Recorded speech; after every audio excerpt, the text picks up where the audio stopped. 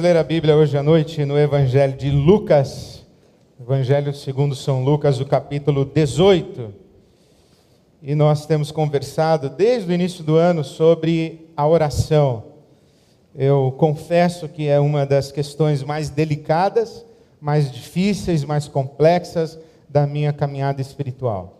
A oração é sempre algo que me incomoda, me inquieta, me desafia. Então, quando a gente tem um coração assim, muito mexido por algumas questões, a melhor coisa que a gente faz é ir à Bíblia Sagrada para entender o que a Bíblia nos ensina sobre aquilo que nos ocupa a alma. E nesse capítulo 18, nós encontramos uma recomendação de Jesus a respeito da oração. E eu gostaria de lhes falar um pouco sobre a vida de oração de Jesus, ou como é que Jesus orava, em que ocasião orava, por que orava, para que orava. Não apenas nas palavras de Jesus, mas principalmente na sua prática de oração, eu gostaria de compartilhar algumas coisas que penso, creio e vivo sobre a oração. Lucas capítulo 18, e se você já encontrou, coloque a mão aí na sua Bíblia e ore comigo antes de lermos o Evangelho. Deus nosso Pai, te damos graças pela Tua palavra que está diante de nós. Pedimos que o Teu Espírito Santo ilumine o nosso entendimento, que o Senhor fale conosco, que o Senhor nos ensine a orar, que o Senhor nos leve à experiência, à prática da oração. Pedimos-te assim, Pai, em nome de Jesus, para a Tua glória. Amém. O Evangelho de Lucas, capítulo 18, eu leio a começar do verso 1. Então Jesus contou aos seus discípulos uma parábola para mostrar-lhes que eles deviam orar sempre e nunca desanimar. Ele disse: em certa cidade havia um juiz que não temia a Deus, nem se importava com os homens. E havia naquela cidade uma viúva que se dirigia continuamente a ele, suplicando-lhe: faze-me justiça contra o meu adversário. Por algum tempo ele se recusou, mas finalmente disse a si mesmo: embora eu não tema a Deus e nem me importe com os homens, esta viúva está me aborrecendo. Vou fazer-lhe justiça para que ela não venha mais me importunar. O Senhor Jesus continuou: ouçam o que diz o juiz injusto. Acaso Deus não fará justiça aos seus escolhidos que clamam a Ele dia e noite? Continuará fazendo-os esperar? Eu lhes digo, Ele lhes fará justiça e depressa. Contudo, quando o Filho do Homem vier, encontrará fé na terra? Jesus contou aos seus discípulos uma parábola para mostrar-lhes que eles deviam orar sempre e nunca desanimar. Essa é uma das razões para a gente orar. Jesus falou que nós deveríamos orar sempre, sem nunca desanimar, porque nós não somos ouvidos por alguém cujo caráter é egocêntrico e que não nos dá importância. Nós somos ouvidos pelo nosso Pai Celestial. Esta comparação de Jesus entre um juiz que não tem temor de Deus e nem se importa com os homens, e Deus, o nosso Pai Celestial, evidentemente é uma comparação grotesca que mostra ou que deveria explicitar a absoluta distância que existe entre um ego absoluto que pensa apenas em si mesmo e o coração de Deus, o nosso Pai, que está pronto a ouvir a nossa súplica e a nossa oração. Partindo dessa afirmação de Jesus, de que o coração de Deus é aberto para nós e em nossa direção, é que Ele nos estimula a orar sempre e nunca desanimar. Porque esta era a prática de Jesus.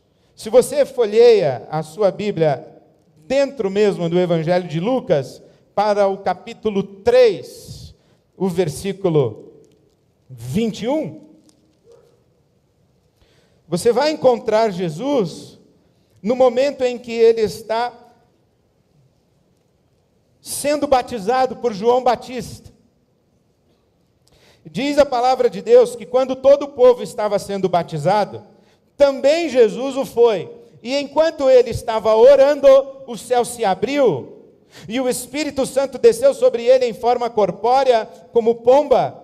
Então veio do céu uma voz: Tu és o meu filho amado, em ti me agrado. Ora, que extraordinária essa expressão do versículo 21. No momento mesmo do seu batismo, Jesus estava orando.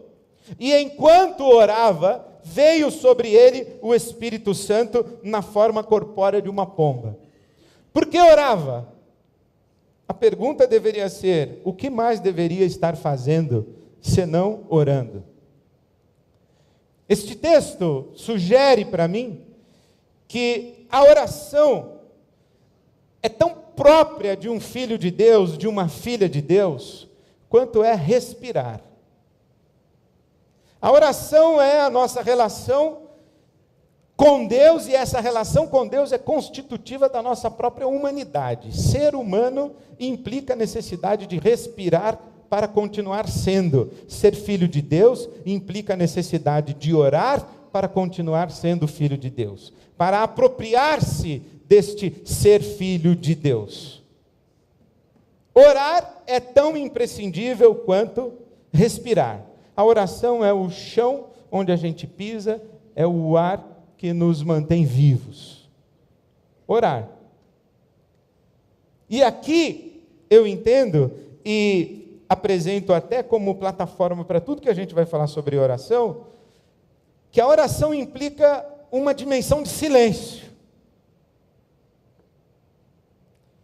Dentre as possibilidades de definição para a oração, o que é orar, gosto e considero uma das mais fundamentais a definição de James Houston. Orar é estar com Deus. Não necessariamente falar com Deus, mas é estar com Deus. E estar com Deus, não poucas vezes, no silêncio. Estar na presença de Deus. Estar consciente da presença de Deus. E trazer a si mesmo a consciência da presença de Deus. E levar a si mesmo à presença de Deus. Essa é a oração. Por isso é que o apóstolo Paulo diz que nós devemos orar sem cessar, orar o tempo inteiro conscientes de que estamos vivendo na presença de Deus. Em Deus nós somos, nos movemos e existimos, diz o apóstolo Paulo, citando os poetas gregos. Nele somos, nos movemos e existimos. Deus é o ambiente onde estamos imersos e mergulhados. Orar é o constante estado de consciência de que estamos na presença de Deus.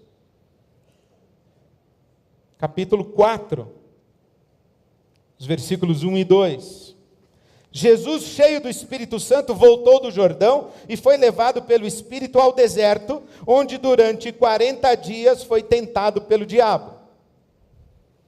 40 dias de jejum e oração, sendo tentado pelo diabo. 40 dias, o que nos faz lembrar a expressão, ou o número 40.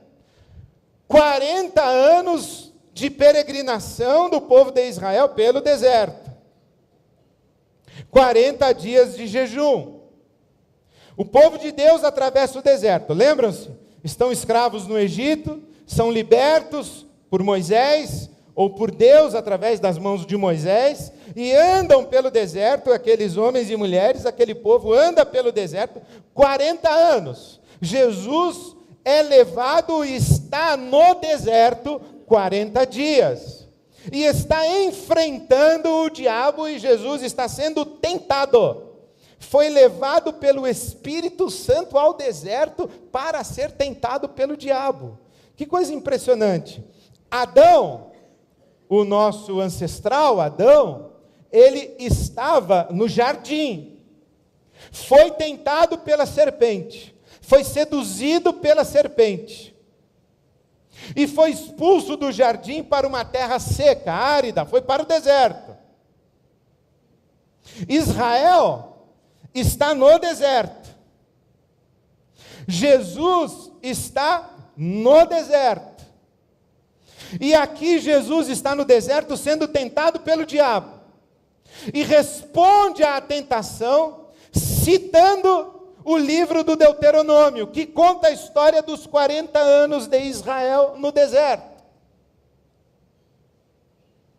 Por isso é que Jesus é o Filho amado de Deus. E por isso é que sobre Jesus Deus se pronuncia dizendo: esse é o meu Filho amado. Daí então entendemos o seguinte: Adão aparece, mas é expulso do jardim, expulso da presença de Deus para o deserto. E todo o universo espiritual que está debruçado olhando para Adão, o ser criado à imagem e semelhança de Deus, quando o vê sendo expulso para o deserto, deve ter olhado para Deus o Criador e dito: esse é o seu filho? Esse é o homem? Quando Israel está no deserto, e blasfema contra Deus, e dá as costas para Deus, e resmunga, e constrói ídolos, e busca outros deuses, e murmura, o universo espiritual que está debruçado sobre o povo hebreu, olha para Deus e diz: esse aí é seu filho? Eu fico a pensar, se um dia eu tiver essa oportunidade, eu vou perguntar para ele, ao senhor Gilberto Gil, o que ele quis dizer com a sua expressão, a sua poesia: a raça humana é uma semana do trabalho de Deus. Será que esta fala do Gil é um elogio à raça humana? Ou é uma crítica, é uma ironia? Como quem diz, Deus demora uma semana e é isso que ele faz? Deus trabalha uma semana e dá nisso? É como se perguntássemos assim: Deus, essa raça humana, criada à tua imagem e à tua semelhança, é isso aí mesmo que o Senhor imaginava quando criou homens e mulheres à tua imagem e semelhança? É isso aí? E Deus diria peremptoriamente: não, não. Adão não foi o filho que eu desejava, Israel não foi o filho que eu desejava, Jesus foi o filho que eu desejava. Esse é o meu filho amado em quem eu tenho prazer. É como se toda a história, todo o universo ficasse a procurar onde está este ser humano que reflete a face e a glória de Deus.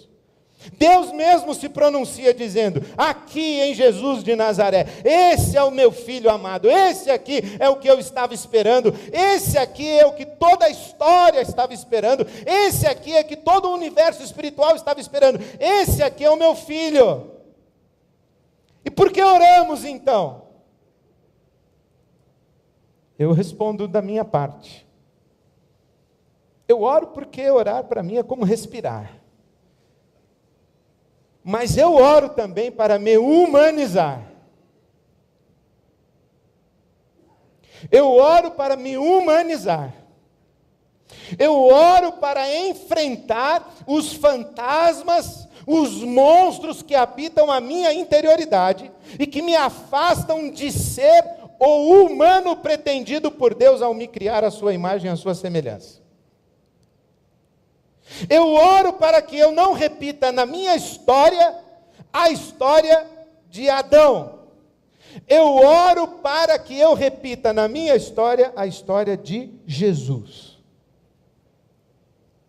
Porque todos nós, seres humanos, lidamos com estas profundas sombras da alma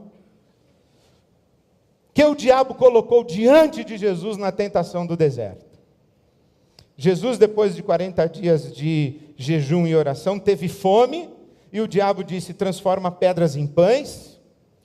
Jesus foi levado ao alto do templo, e o diabo mostrou para ele todos os reinos do mundo, o esplendor e a glória.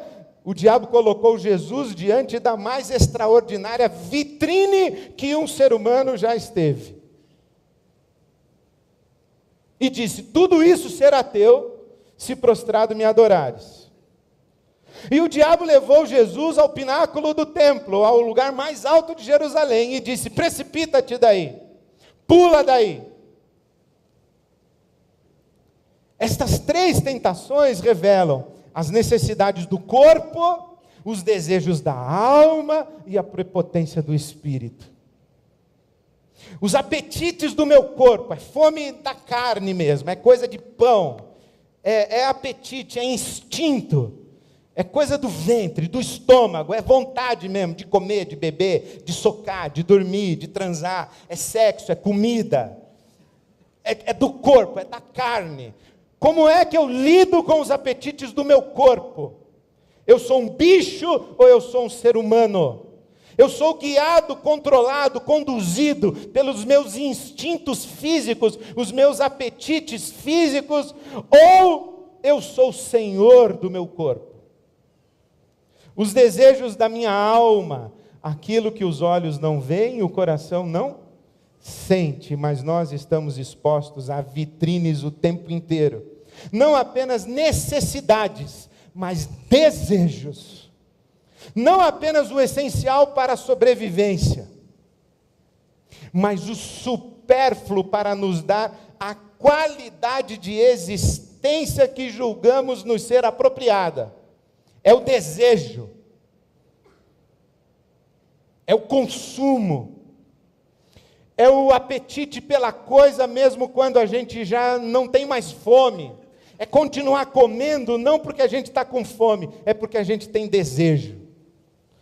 É continuar conquistando não porque a gente está com fome de afeto, é porque a gente é tarado mesmo. É ir para cima, é querer mais e mais e mais e mais. E isso não tem a ver com a fome do corpo. A gente não ouvia vovó falando isso, que a gente tinha um olho maior que a barriga? É isso? É desejo da alma. Como é que eu lido com os meus desejos infinitos? E mais, a soberba espiritual, a minha gana de transcendência, a minha revolta contra a minha finitude, a minha inconformidade com o fato de que eu estou preso nesse corpo, a minha inconformidade com o fato de que eu vou morrer, a minha inconformidade com o fato de que eu não posso ter tudo, que eu não posso estar em todo lugar, que eu não posso experimentar tudo que eu quero, a minha limitação por ser homem, por ser gente, por ser humano. Eu quero voar, eu quero transcender, eu quero conhecer os poderes extraordinários do mundo espiritual. Como é que eu lido com a minha fome de transcendência? Essas coisas fazem parte das lutas da nossa, ou do nosso processo de humanização. A oração está aí. A oração é essa coragem de encarar de frente e na presença de Deus a tensão que existe entre o meu humano e o meu desumano, o meu sub-humano, o meu bicho, o meu monstro e o meu demônio. É na oração. Eu oro para me humanizar. Eu oro para aprender a ser gente. Eu oro para ouvir as vozes que se pronunciam dentro de mim e submeter isso a Deus. Por isso, orar não é: Senhor nosso Deus, nosso Pai, nós te agradecemos essa manhã. Não prestou nem atenção, nem em Deus, nem em você, nem no mundo, nem na chuva. Esconde o pregador atrás da cruz de Cristo e fala: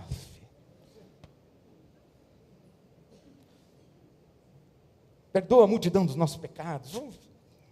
Deus do céu, que multidão dos nossos pecados, que conversa é essa? Quais? Quais pecados? Onde você é menos humano, onde você é menos gente? O que é que te incomoda, o que é que te puxa para a escuridão? Do que é que você tem vergonha? É disso aí que se trata a oração, gente. Se colocar inteiro na presença de Deus e deixar que o Espírito de Deus ilumine essa escuridão, esses ódios, essas invejas, essas cobiças, esses vícios, esses apegos que a gente não sabe de onde vem. É na oração. Se colocar diante de Deus e dizer assim: Deus, faz de mim gente. É você se colocar diante de Deus e falar assim: olha isso, Deus, olha isso, tem misericórdia de mim, faz-me gente. Capítulo 6, versículo 12. Num daqueles dias, Jesus saiu para o monte a fim de orar, e passou a noite orando a Deus. Num daqueles dias, Jesus saiu para o monte a fim de orar, e passou a noite orando a Deus. E ao amanhecer, chamou seus discípulos e escolheu 12 deles, a quem também designou apóstolos: Simão, a quem deu o nome de Pedro, seu irmão André, Tiago, João, Filipe, Bartolomeu, Mateus, Tomé, Tiago, filho de Alfeu, Simão, chamado Zelote, Judas, filho de Tiago, e Judas Iscariotes, que veio a ser o traidor. Em que situação Jesus orou? Às vésperas de uma grande decisão, às vésperas de uma decisão estratégica. Ele precisava chamar 12. 12 é um número na Bíblia muito interessante. As 12 tribos de Israel, os 12 filhos de Jacó, as 12 tribos de Israel, os 12 apóstolos, as 12 portas do templo de Jerusalém, as 12 portas da cidade santa no Apocalipse. 12 é um negócio. Jesus tinha que chamar 12. Quais 12? Então ele vai orar e passa a noite inteira em oração e toma a sua decisão no dia seguinte. Bom, Jesus ora na hora de tomar decisão. E orar na hora de tomar decisão não é orar transferindo a decisão para Deus. Ó Deus, se Ele me ligar até as 3 da tarde, é que é da tua vontade que eu vá. Não é isso. Não é transferir a decisão, é observar o que diz a palavra de Deus em Tiago, capítulo 1. Quem tem falta de sabedoria, peça a Deus, que a todos dá liberalmente. E aí você não terá um coração dúbio. Isso é importante. Se você é um ser humano normal, eu me acho normal, então se você é um cara que nem eu, não sei, vai saber, Deus é que sabe quem é normal. Aliás, disse também o outro lá que de perto ninguém é normal. Mas se você é um ser humano normal e você tem uma decisão importante para tomar, você acorda com a decisão tomada, você tem segurança. Na hora do almoço você já não tem mais. À noite você mudou de ideia. De manhã você tomou de novo a mesma decisão do dia anterior. Dependendo com quem você conversou, do seu conselheiro espiritual, do livro que você leu, do que a profetisa te falou, você vai, você volta, você vai, você volta. Imagina, Jesus tendo que escolher 12.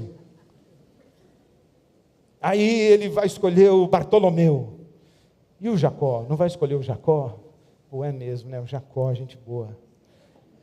Não, vou ficar com Bartolomeu. Não, põe o Jacó na fila de espera, então. E o Isaac? Não vai chamar o Isaac? Não vai chamar o Judá, filho do Jonas? Aí, imagina.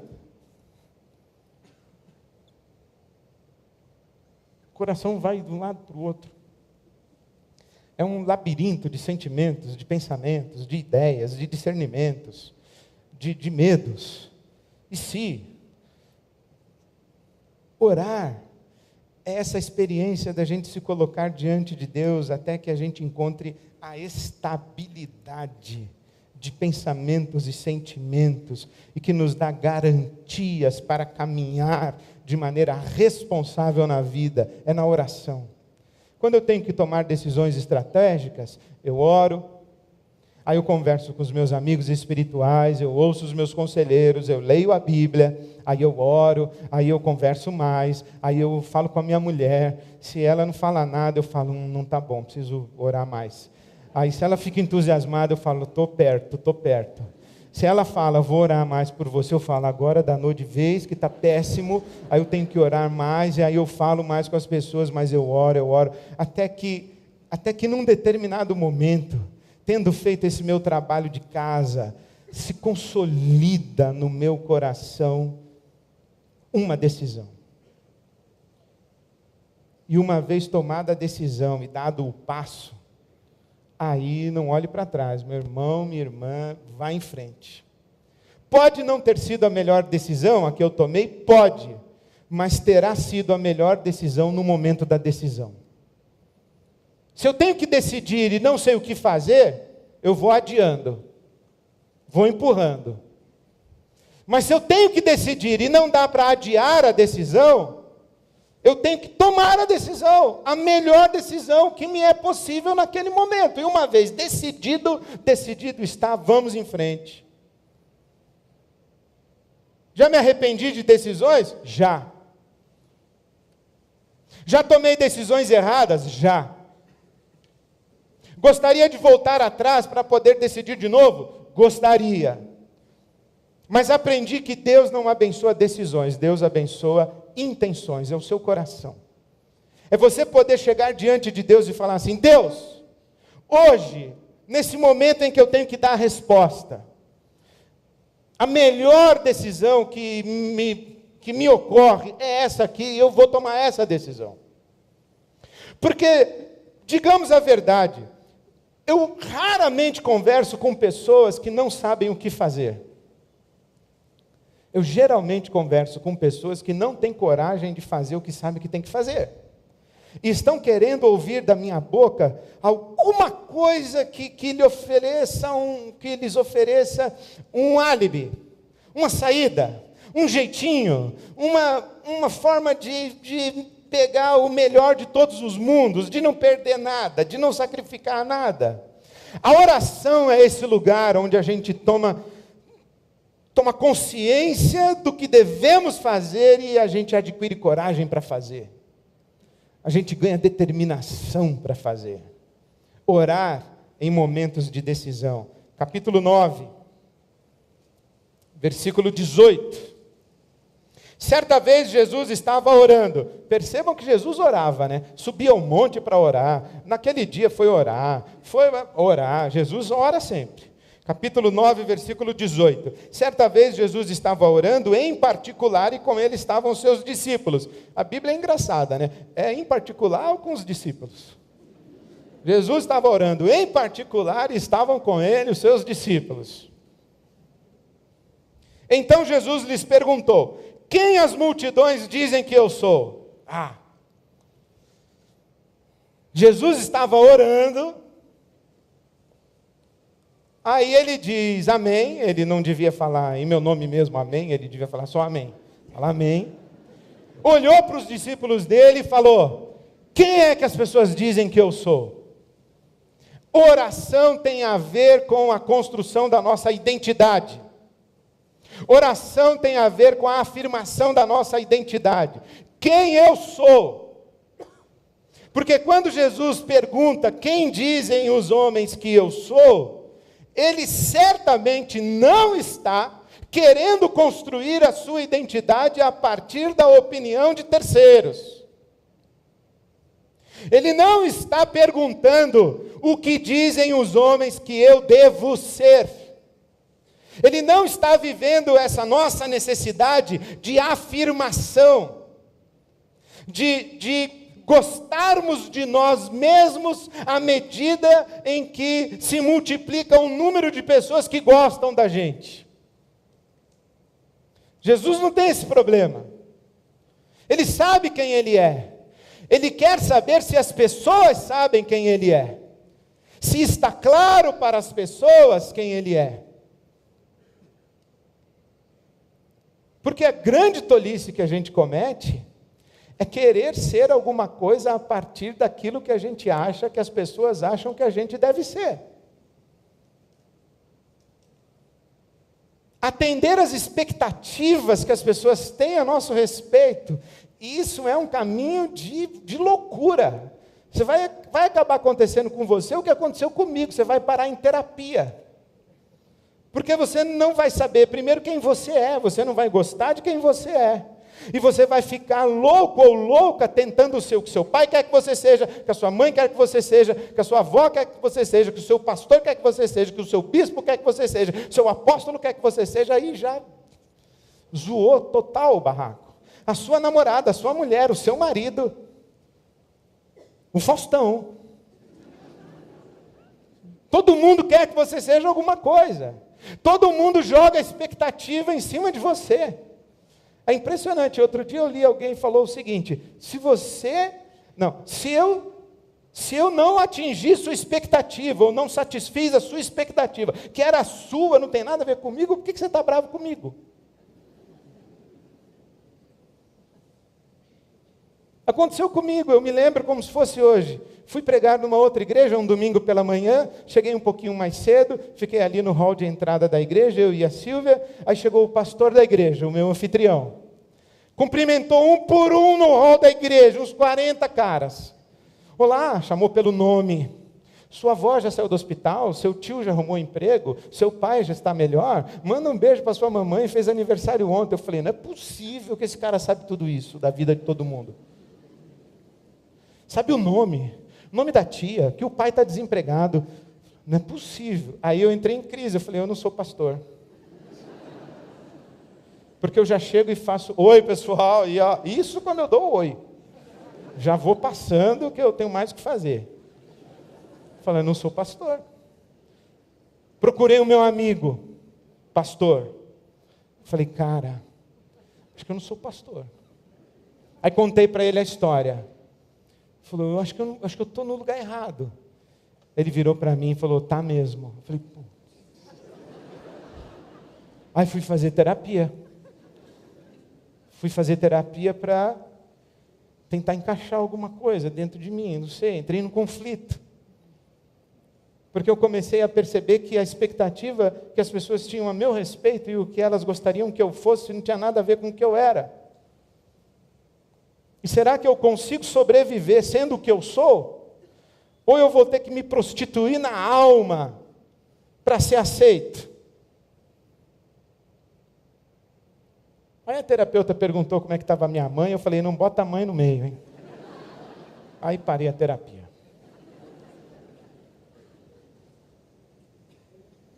A gente ora para se livrar da necessidade de que as pessoas nos achem legais e que elas nos afirmem. Porque quando a gente ora, está na presença de Deus, Deus sussurra no nosso coração, você é o meu filho amado. Essa minha identidade não é, eu sou um ser criado à imagem e semelhança de Deus, todos nós somos. Eu sou um filho amado de Deus, todos nós somos filhos e filhas amados de Deus, mas eu sou Ed René, tenho um nome, eu tenho uma história, tenho as minhas neuras, tenho as minhas loucuras, eu tenho meus medos, tenho minhas limitações, tenho os meus anseios, tenho os meus sonhos, tenho o que eu sou e o que eu consigo ser, o que eu gostaria de ser e o que eu tenho culpa por não ser. Tudo isso eu coloco diante de Deus e Ele fala assim, te conheço, eu te amo assim mesmo. Eu, desse jeito. Aí eu sou livre da necessidade de ser aceito. E sou livre do risco de ser usado e abusado pelas pessoas que não me amam, mas que desejam que eu seja alguma coisa que elas julgam conveniente para elas e colocam o seu peso em cima de mim. Aí eu me livro. E aí você diz assim, Ed, então você está pouco ligando para o que os outros pensam de você? Não.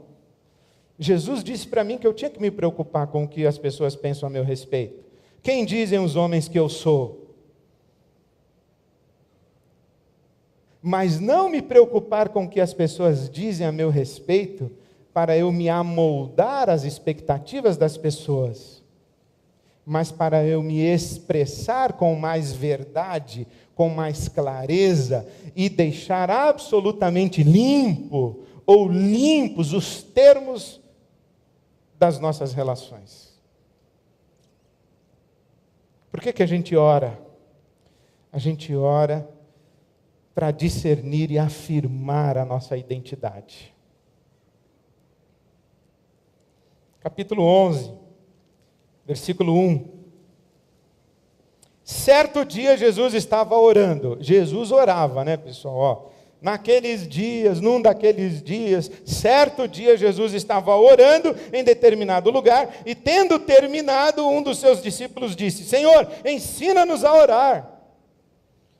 Eu acho que o Pedro falou para o João: ô João, viu Jesus aí? Está orando. Aí o Pedro foi lá, lavou a louça do almoço, voltou. Ô João, viu Jesus aí? Está orando. Voltou. Aí o Pedro volta e falou: que Jesus está orando ainda? Mas que tanto assunto que ele tem com Jesus, com Deus. Você faz isso, né? Você ajoelha para orar, dá 1 minuto e meio, você fala assim: já foi de uma meia hora. Não foi não, 1 minuto e meio. No minuto 2, tu já está meio dormindo assim em cima da cama. E Jesus não, a noite inteira orando, orando, orando. Aí quando ele volta da oração, os discípulos falam: nos ensina a orar desse jeito aí, como é que ora desse jeito? Aí Jesus ensina. Ele ensina a oração do Pai Nosso, mas ele aí no capítulo 11 de Lucas, ele diz assim no versículo 9: por isso lhes digo, peçam e lhes será dado, busquem e encontrarão, batam e a porta lhes será aberta, pois todo o que pede recebe, o que busca encontra, e aquele que bate a porta será aberta. Isso significa que Jesus nos orou a incomodar Deus até que Ele decida fazer o que a gente está pedindo para Ele fazer? Não, basta a gente ler aí o versículo 11. Lucas 11:11. Qual pai entre vocês, se o filho lhe pedir um peixe, em lugar disso lhe dará uma cobra? Ou se pedir um ovo, lhe dará um escorpião? Se vocês, apesar de serem maus, sabem dar boas coisas aos seus filhos, quanto mais o Pai que está nos céus dará o Espírito Santo a quem o pedir. Ora, por que a gente ora? Para a gente não perder o Espírito Santo de Deus de vista, para não perder o nosso Deus de vista, para não perder o nosso Pai de vista. O que a gente pede para o Pai enquanto a gente ora? O Espírito Santo.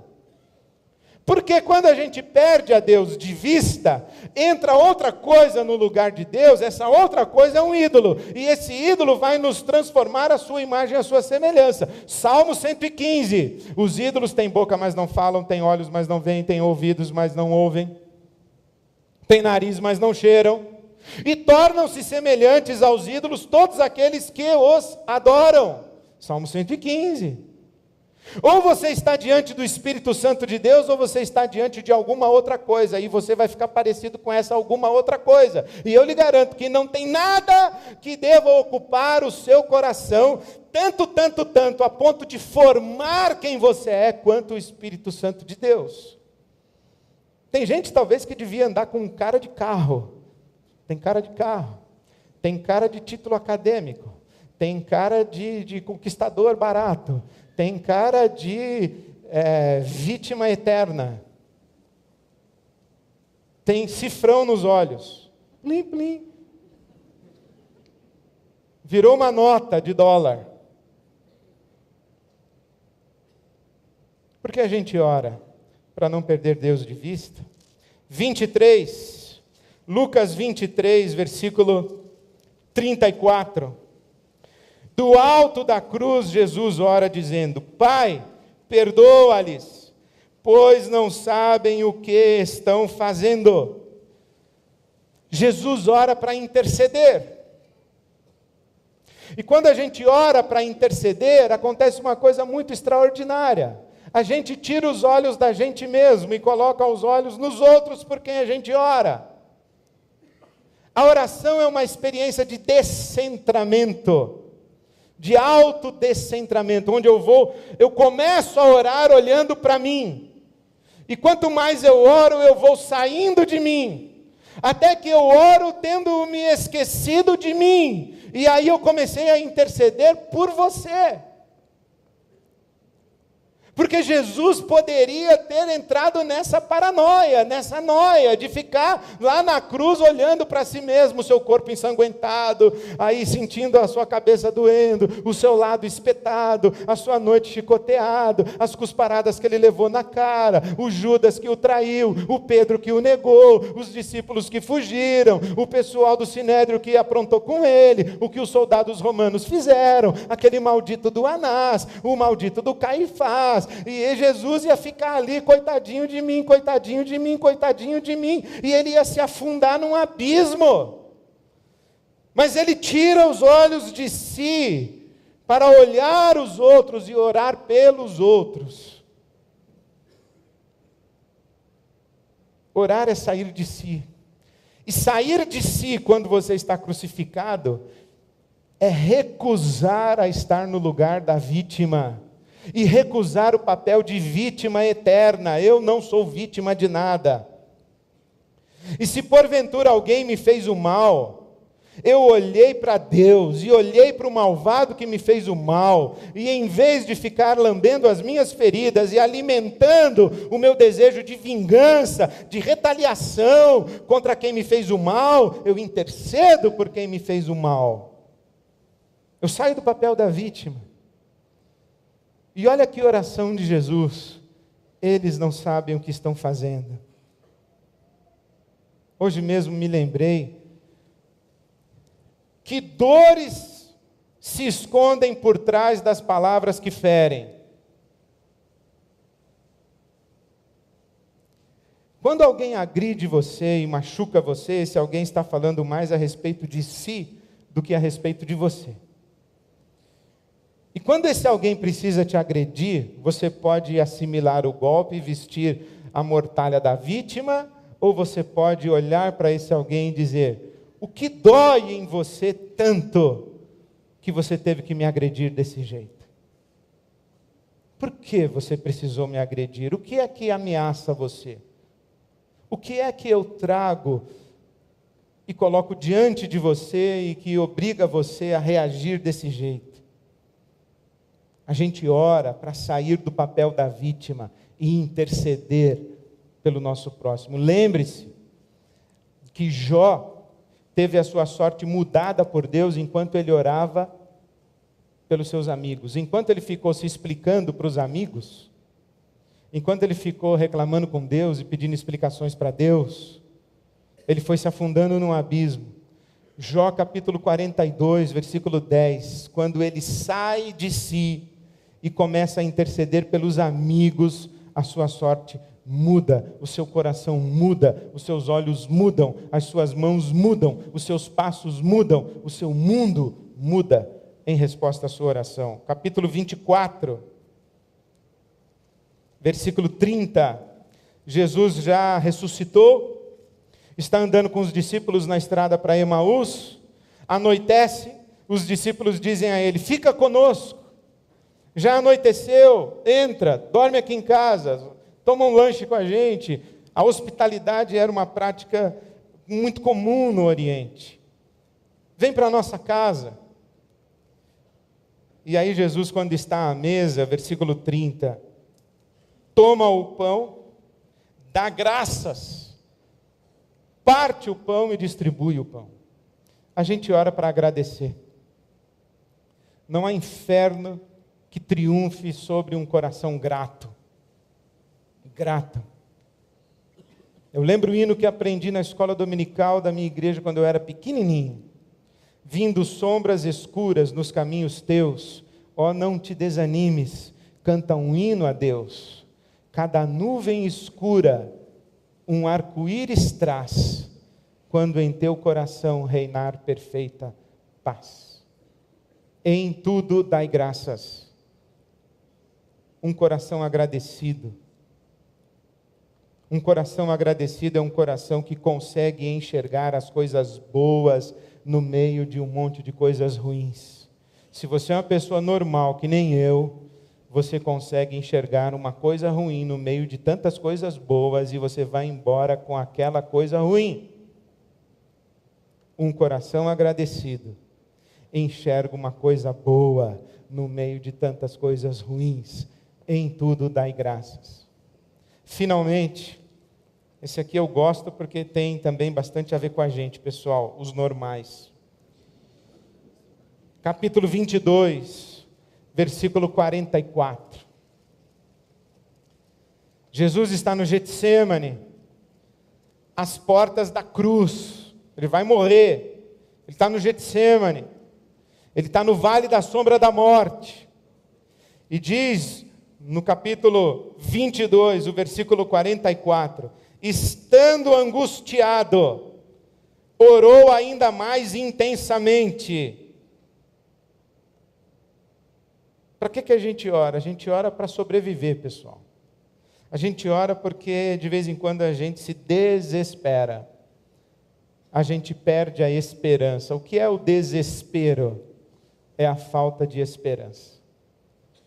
A gente ora do meio do nosso desespero. Aqui na Nova Versão Internacional diz que estando angustiado, na sua tradução também pode constar, estando em agonia, orava mais intensamente. Quanto mais a gente precisa, mais a gente ora. Mas se você é normal mesmo, acontece com você o seguinte: está tudo bem na sua vida, você ora mais ou menos. A coisa complica, você ora mais. Complica mais, você ora mais ainda. E à medida em que vai complicando, você vai orando mais. Mas à medida em que complica, e você ora e não melhora, você começa a orar menos. Porque você diz assim, estou orando, não adianta, estou orando, Deus não me ouve. Eu estou orando, não acontece nada diferente. Eu estou orando, parece que a minha oração não sobe do teto. Eu estou orando e parece que eu estou falando com as paredes. Eu estou orando e Deus se esqueceu de mim.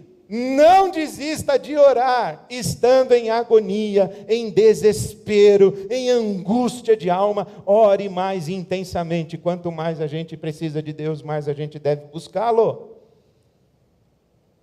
Ore. Então eu queria convidar você a orar. Dias bons já vivi, nos quais senti a vida a mim brilhar.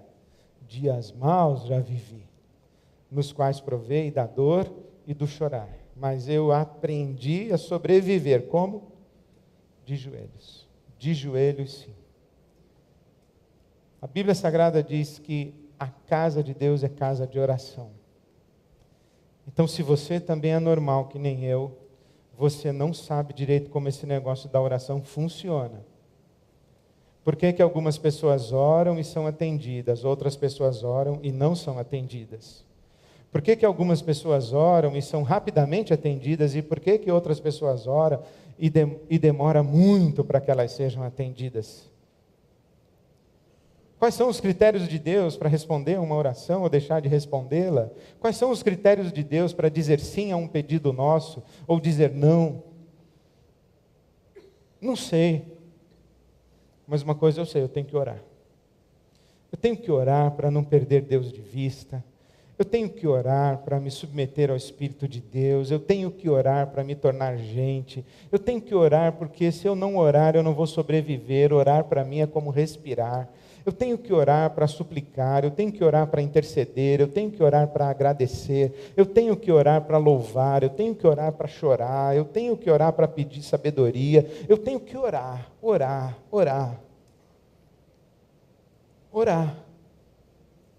Eu tenho que estar com Deus e derramar o meu coração na presença de Deus. Então eu queria que você fizesse isso e convidar você a fazer isso, porque você está na casa de oração. A casa de oração não é o prédio, né? É a comunidade da fé. A comunidade da fé reunida é um templo vivo. É um templo de pedras vivas. E eu garanto a você, esse é um ambiente para a sua oração. Se você quiser ficar em pé, você fica. Quiser se ajoelhar, você se ajoelha. Se você quiser ficar sentado, você fica sentado. Se quiser ficar olhando quem está em volta, você fica olhando. Se você quiser cantar, você canta. Quiser ouvir a canção, você canta. Mas ore. Ore. Quem não pode orar como deve orar como pode. Então ore, vamos orar juntos. Vamos nos colocar na presença de Deus e dizer para Ele o que vai no nosso coração. Seja o que for, alguém que magoou e feriu você, alguém que machucou você, ore por esse alguém. Alguém que está longe de Deus, ore. Pastor, eu já estou orando há tanto tempo. Continue orando. Continue orando. Ore. Hoje eu estou muito feliz. Ore, agradeça. Hoje eu estou muito triste, nem sei porque eu estou triste. Ore, o Espírito de Deus sabe. Ore, ore. Que coisa linda é esse negócio chamado igreja. Igreja é o lugar que a gente busca Deus. E toma consciência de que a gente está o tempo todo na presença de Deus. Então, nós estamos na igreja. Nós estamos no ambiente da oração. A casa do meu Pai, disse Jesus, é casa de oração. Então ore, meu irmão, ore, minha irmã. Busque a Deus. Ele não é um juiz. Ele não é um juiz indiferente. Ele é o seu Pai celestial. Então ore, ore, ore.